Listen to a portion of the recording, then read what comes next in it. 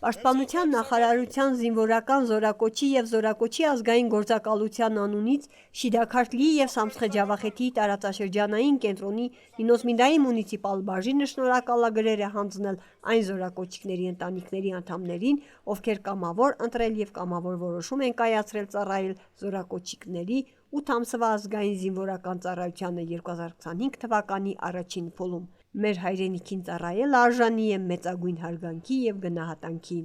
Ինքը Հարայր Բաբոյանի թորնիկս ինքնական գնացել գրվել է, ինքը գնացել է 8 ամսով, ինքը 2 ամիս չկահալ իր ծառայությունն է, բայց թե էստից, թե ընդեղից շնորհակալություն են հայտնում մեր իրեն լավ դրսևորման համար, ինքը վասկի մեջ գրավել է առաջի տեղ, այնտեղ պարապմունք կանցկացնեն Ժվանյայի համար դպրոց է։ Իդորեն նույնպես շնորհակալություն են հայտնում մեզի։ Մենք շատ ուրախ ենք, որ մենք այդպիսի թորնիկ ունենք, ցանկանում եմ բոլոր ծնողներին, որ իրանք էլ այդպիսի երեխաներ ունենան, երեխաներին հուսախաբ չանեն, գնան ծառայելու, պատվով կատարեն իրենց հայրենիքի պարտքը։ Մեր մունիցիպալիտետից շատ ծնողներ ստացել են այդ պատվավոր պարգևը, շնորհակալագիրը, որը հպարտանալու առիթ է նրանց համար։ Իր զգացմունքներով մեզ հետ հեռախոսակապով կիսվեց մեծ խանչալիից Դավիթ Կաջոյանի մայրը՝ Լուիզա Կաջոյանը։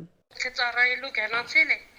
մարտի 18-ին, ինքը իր կամավոր է գնացել։ Մենք ուրախ ենք, որ ինքը ուզեց երթալ կամավոր ու լավ ծառայել։ Ինեն լավ